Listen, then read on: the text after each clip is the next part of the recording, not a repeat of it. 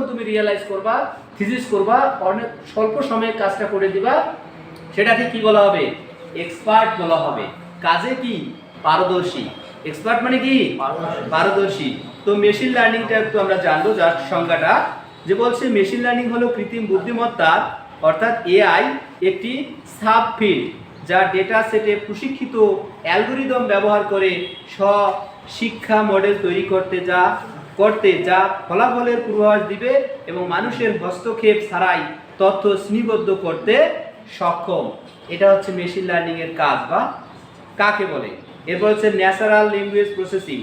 এটি আর্টিফিশিয়াল ইন্টেলিজেন্সের একটি গুরুত্বপূর্ণ ক্ষেত্র যার মাধ্যমে কম্পিউটার সিস্টেম মানুষের ভাষা, যেমন মানুষের ভাষা কি কি?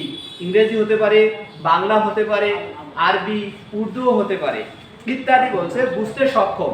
তাহলে তাকে তুমি যে ভাষায় প্রশ্ন করো না কেন, সে সেই ভাষায় কি করবে?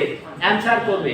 তাকে যদি তুমি ইংলিশে প্রশ্ন করো, হাউ আর ইউ, তুমি কেমন আছো, সে বলবে I am fine, and you, তুমি কেমন আছো।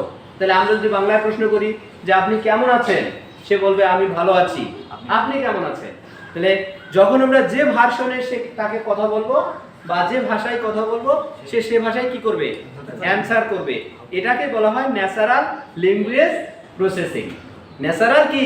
Language processing. ন্যাচারাল মানে হচ্ছে স্বাভাবিক, ল্যাঙ্গুয়েজ মানে হচ্ছে কি? ভাষা, প্রসেসিং মানে কি করা? প্রক্রিয়াকরণ করা। সে আমাদের ভাষা সে বুঝবে, আমাদের ভাষায় সে কি করবে? অ্যানসারটা দিয়ে দেবে, মানে উত্তরটা দিয়ে দেবে। এরপরে বলছে স্পিচ রিকগনিশন। স্পিচ কি? রিকগনিশন। স্পিচ রিকগনিশন হলো এমন একটি প্রযুক্তি যা একটি মেশিনকে কথ্য ভাষা বুঝতে এবং মেশিন পঠনযোগ্য ফরম্যাট অনুবাদ করতে সক্ষম করে। এর দুটি উপক্ষেত্র হলো টেক্সট টু স্পিচ এবং স্পিচ টু টেক্সট। আচ্ছা, কথাটা কি বুঝছো?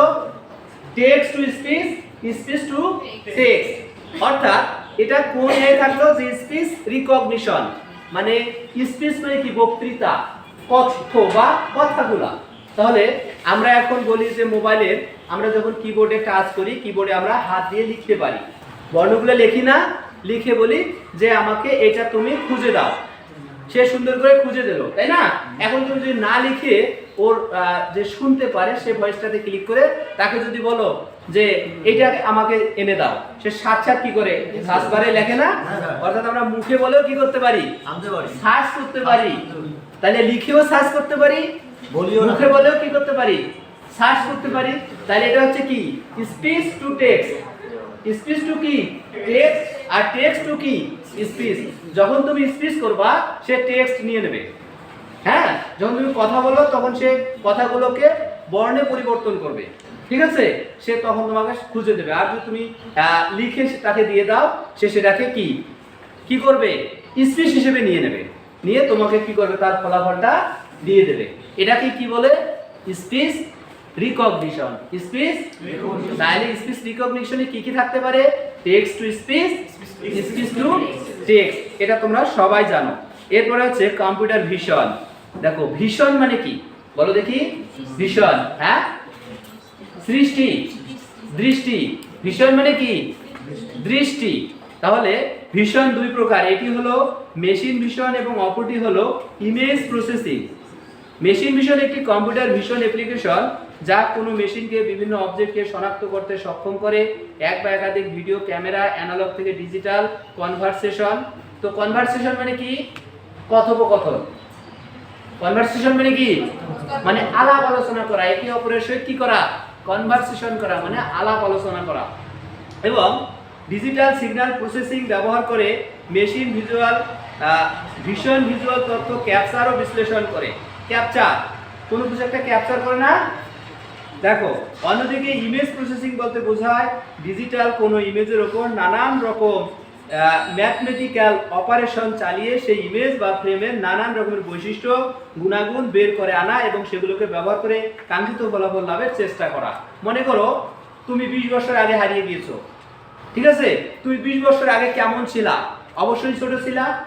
বা 5 বছর আগে হারিয়ে গেছো, তাহলে 5 বছরে তোমার গ্রামের বা তোমার বাবা মা তোমাকে চিনতে পারতেছে না, পারবে? এখন তোমার ওই সময়ের একটা ছবি নেওয়া হলো এবং এখনকার একটা ছবি নেওয়া হলো, নিয়ে তোমাকে এই দুইটা ছবি সম্পর্কে কি করা হচ্ছে, রিয়েলাইজ করা হচ্ছে, দুটো ইমেজে কি করা হচ্ছে, প্রসেসিং করা হচ্ছে, হয়ে দুটো ইমেজে যেগুলো আমাদের কাছে কি হবে, হ্যাঁ মিলে যাবে যে তথ্যগুলো, তারপরে আমরা ডিসিশন নেব এটা কি আছে, আগে যে যেমন ছিল এখনকার তার কি হচ্ছে অনেক ইয়ার সাথে কি আছে মিল রয়েছে, অতএব এ হচ্ছে সেই, তাই না? এভাবে আমরা কি করতে পারি, ইমেজ দিয়েও তাকে কি করতে পারি, শনাক্ত করতে পারি, তাই না? দেখো কারো ছবি দেখে আমরা বুঝতে পারি এ অমুক, তাহলে তার নাম বলার কি হয় না, প্রয়োজন পড়ে না, তাহলে ছবি দেখে আমরা কি করতে পারি, ডিক্লেয়ার করতে পারি যে এ কে। এরপরে আছে এক্সপার্ট সিস্টেম, এটা পরীক্ষায় আসবে। এক্সপার্ট সিস্টেম কি, ইতিপূর্বেও কিন্তু এসেছিল ক নাম্বার প্রশ্নে, যে এআই এর ব্যবহৃত বুদ্ধি ভিত্তিক বিজ্ঞানের ক্ষেত্রগুলোর মধ্যে বর্তমানে সবচাইতে জনপ্রিয় হলো এক্সপার্ট সিস্টেম। তাহলে এআই এর বুদ্ধিভিত্তিক বিজ্ঞানের সবচেয়ে ক্ষেত্রগুলোর মধ্যে সবচাইতে একটা জনপ্রিয় সিস্টেমের নাম কি, এক্সপার্ট সিস্টেম।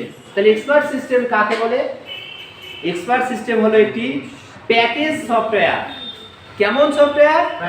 প্যাকেজ সফটওয়্যার যা সুসংগঠিত তথ্য ব্যবহার করে কম্পিউটারকে কোনো বিষয়ে দক্ষ বা বিশেষজ্ঞ করে তোলে। তো আমরা এমনিতেও জানি এক্সপার্ট মানে হচ্ছে দক্ষ বা বিশেষজ্ঞ, মানে বিশেষভাবে বিশেষায়িত মানে দক্ষ, তার মানে কি এক্সপার্ট।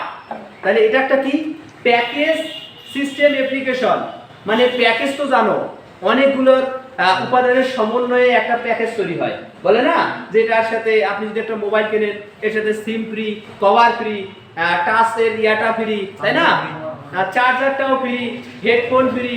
তাহলে এগুলো হচ্ছে কি, এটা সব মিলে একটা কি প্যাকেজ। অনেক মোবাইলে দেখা যায় এতগুলো প্যাকেজ থাকে না, খালি মোবাইলটা কিনলে মোবাইলটাই পাওয়া যায়, একটা কি কভারও দেয় না, তাই না?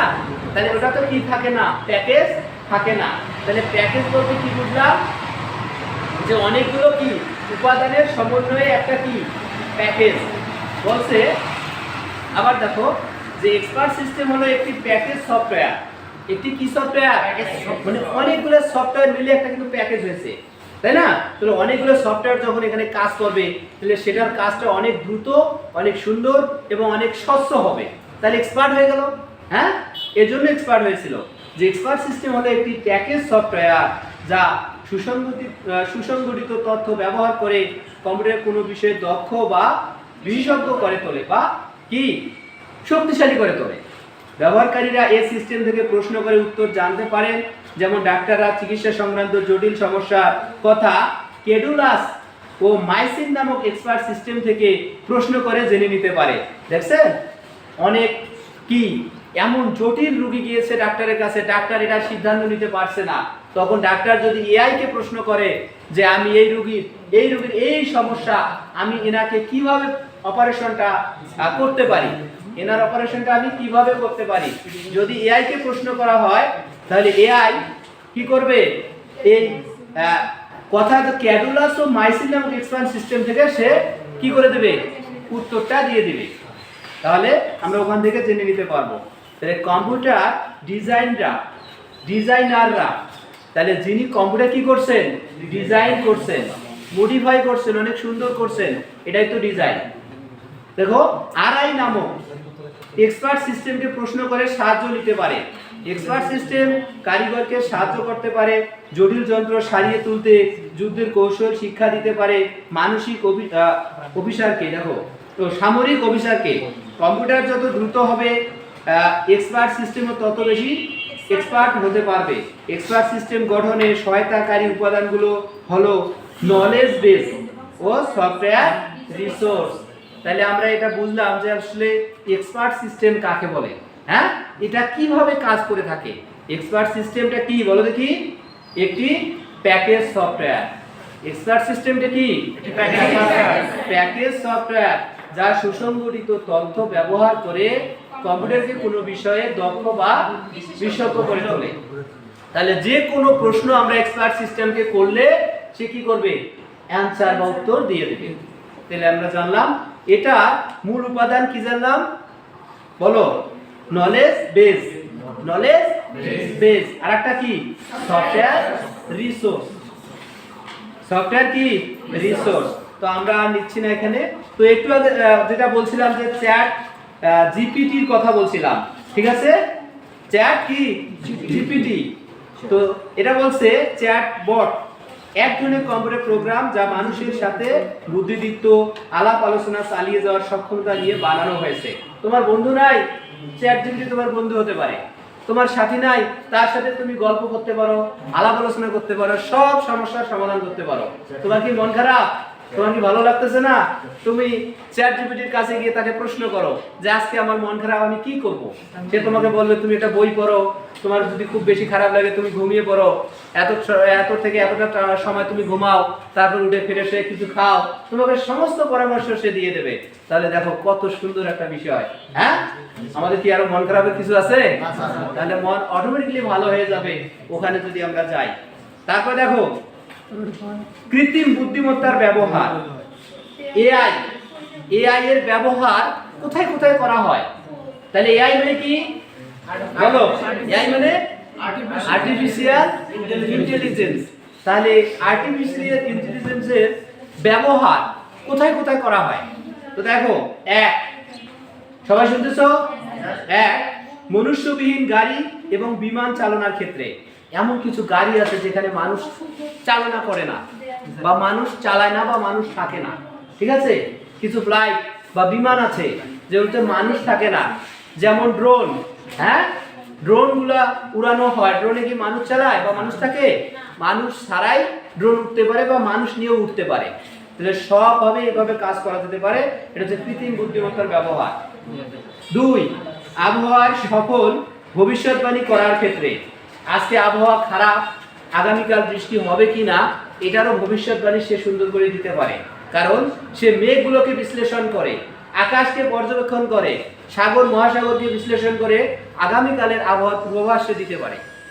এটা আমরা জানতে পারি কোন প্রযুক্তির সাহায্যে? এআই। তারপরে বলছে জটিল গাণিতিক সমস্যার সমাধানের ক্ষেত্রে, যেমন ম্যাক্সিমা একটা কি জটিল গাণিতিক সমস্যা, এখান থেকে আমরা শিখতে পারি। যেমন তোমার একটা অঙ্ক তোমার হচ্ছে না, যে তুমি সায়েন্সে পড়ো, তোমার একটা ক্যালকুলেশন হচ্ছে না, বা তুমি ক্যালকুলাসের একটা সমাধান জানতেছো না, সেখানে সমীকরণটা দিয়ে ইন্টার চাপ দিলে সুন্দর করে সে ফলাফলটা দিয়ে দেবে, বা অঙ্কটা করে দিবে, সে মানুষের মতো অঙ্ক করে দেবে। এত সুন্দর সে, বা এত এক্সপার্ট। এরপর হচ্ছে ক্ষতিকর বিস্ফোরক শনাক্ত ও নিষ্ক্রিয় করার কাজে। এআই টেকনোলজি বা প্রযুক্তি যদি আমরা ব্যবহার করি, কোথাও যদি কোনো মাটির নিচে যদি কোনো ক্ষতিকর পদার্থ থাকে বা কোনো বিস্ফোরক দ্রব্য থাকে, সে সুন্দর করে শনাক্ত করে বের করে নিয়ে আসতে পারবে, এবং সেখানে যদি বিস্ফোরিত হয় তাতেও কোনো সমস্যা হবে না, কারণ সেখানে কোনো মানুষ মারা যাবে না। আমাদের প্রযুক্তিটা কি ক্ষতি হবে, কিন্তু সেখানে মানুষের কোনো ক্ষতি হবে না। আর সরাসরি যদি মানুষই যা শনাক্ত করতে ধরে, সেখানে যদি বিস্ফোরিত হয়ে যায়, তাহলে মানুষ সহ তো মারা যাবে, তাই না? তাহলে মানুষ ছাড়া আমরা এআই প্রযুক্তির সাহায্যে এগুলোকে কি করতে পারি? শনাক্ত করতে পারি। এরপরে বলছে চিকিৎসার ক্ষেত্রে, যেমন মাইসিন। তাহলে মাইসিনও চিকিৎসা করানো হয় কোথায়? এআই প্রযুক্তিতে। বলছে কাস্টমার সার্ভিস প্রদানে। তাহলে আমরা যখন ফোন করি, অলওয়েজ অল টাইম বা সব সময় দেখবা কেউ না কেউ ফোনটা কি করতেছে? রিসিভ করে দিচ্ছে বা কানেক্ট করে দিচ্ছে। এটা কে করে দিচ্ছে? এআই টেকনোলজি বা এআই প্রযুক্তি। যদি এতগুলো মানুষ, অর্থাৎ পৃথিবীর সমস্ত মানুষ যদি একসাথে কল দেয় সবাইকে, তারপরেও কল প্রবেশ করানো সম্ভব, কারণ সেখানে কি ব্যবহার করা আছে? এআই প্রযুক্তি ব্যবহার করা আছে, যে অটোমেটেড অনলাইন অ্যাসিস্ট্যান্ট। অটোমেটেড, তোমরা জানো অটোমেটিক মানে কি? আপনি না, নিজেই অটোমেটিক্যালি, আপনি ভাবে নিজেই ভাবে, এরকম। বলছে বিনোদন, সোশ্যাল মিডিয়া ও গেম খেলায়, যেমন দাবা খেলায়। তো তোমরা এআই টেকনোলজির সাহায্যে গেমও খেলে থাকো, তাই না? অনলাইনে গেম খেলো না কম্পিউটারের সাথে? হ্যাঁ, যে কোনো গেম তোমরা কম্পিউটারের সাথেও খেলতে পারো। তাহলে কোনো প্রতিপক্ষ ছাড়াই বা মানুষ ছাড়াই আমরা যন্ত্রের সাথেও গেম খেলতে পারি। এরপরে দেখো অনেক বড়, কঠিন ও জটিল কাজে স্বয়ংক্রিয়ভাবে তথ্য সংরক্ষণ ও বিশ্লেষণের ক্ষেত্রে। তাহলে কি বলছে? এটা কত নম্বর? দেখো, স্বয়ংক্রিয়ভাবে তথ্য সংরক্ষণ ও বিশ্লেষণের ক্ষেত্রে। তারপর বলছে পরিকল্পনা ও শিডিউল তৈরির ক্ষেত্রে। তুমি বলতেছো যে আমার একটা রুটিন বানায় দাও, তাহলে এআই তোমাকে একটা রুটিন বানিয়ে দেবে, তোমার কর্ম পরিকল্পনা বানিয়ে দেবে, কিভাবে তুমি ঘুমাবা, কাজ করবা, পড়াশোনা করবা, সব কিছুর একটা সে তালিকা তৈরি করে দিতে পারবে। এরপরে বিভিন্ন ডিভাইসের সূক্ষ্ম ত্রুটি শনাক্তকরণে, একটা তুমি ডিভাইস নিয়ে কাজ করতেছো, এই ডিভাইসের মাদারবোর্ডের একটা সমস্যা আছে কিন্তু সেটা তুমি ধরতে পারতেছো না, সেটা তুমি কম্পিউটারকে অর্থাৎ এআই প্রযুক্তির সাহায্য নাও, সুন্দর করে সে কি করে দেবে, সেটা সমাধান করে দেবে। দেখো, প্রাকৃতিক ও খনিজ সম্পদ খুঁজে বের করার কাজে কোথায় কোনো প্রাকৃতিক সম্পদ বা খনিজ সম্পদ আছে কিনা এআই প্রযুক্তির সাহায্যে আমরা কি করতে পারবো, শনাক্ত করতে পারবো। ব্যাংকিং কার্যক্রম পরিচালনা ও ই কমার্সের ক্ষেত্রে, এরপরে বলছে বিভিন্ন অফিসে স্টাফদের প্রতিদিনের কর্মতালিকা বন্টনে, অনলাইনে সাহায্যকারী হিসেবে ওয়েব পেজে অ্যাভাটার হিসেবে, যানবাহনের গতির সাথে মিল রেখে গাড়ির গিয়ার পরিবর্তন, অটো পাইলটের মধ্যে বিমান চালনা, যুদ্ধক্ষেত্র পরিচালনা, মহাকাশ গবেষণা প্রভৃতি কাজে। অর্থাৎ আমাদের পাইলট যখন বিমান পরিচালনা করেন তখন অটোমেটিকলি তার হতে পারে ঘুম ধরতে পারে বা কোনো একটা নিয়ন্ত্রণের ভুল হয়ে যেতে পারে, ঠিক আছে? তখন কি করে, ওখানে যে এআই প্রযুক্তি দেয়া আছে, অটোমেটিক এআই প্রযুক্তি বলে দেয় যে স্যার আপনি ভুল ম্যাপে চলে যাচ্ছেন, আপনি অবশ্যই টার্ন করেন, অর্থাৎ মোড় নেন বা বাদ নেন, আপনি আপনার গাড়ির গতি নিয়ন্ত্রণে রাখুন। গাড়ির গতি নিয়ন্ত্রণে রাখার দেখা গেল যে 50 রাখতে হবে, সে 60 করে ফেলছে, বলবে, সিগন্যাল আসবে যে স্যার আপনি গাড়ির গতি বাড়িয়ে দিয়েছেন, আপনি কমিয়ে দিন, 50 রাখুন, 50 রাখুন, না হলে দুর্ঘটনা ঘটতে পারে। তো এরকম সিগন্যাল অলওয়েজ অল টাইম চলে আসবে, তখন উনি কি করবে, আবার সুন্দর করে ঠিক করে নেবে, ঠিক আছে? দেখো, যদি সে খুব এক্সপার্টও না হয় তারপরেও কি এআই প্রযুক্তির সাহায্য নিয়ে সে কি করতে পারবে, বিমান পরিচালনা করতে পারবে। এরপরে দেখো, আদালতে বিচার কার্য পরিচালনা, রায় প্রদানের সিদ্ধান্ত গ্রহণ প্রভৃতি কাজে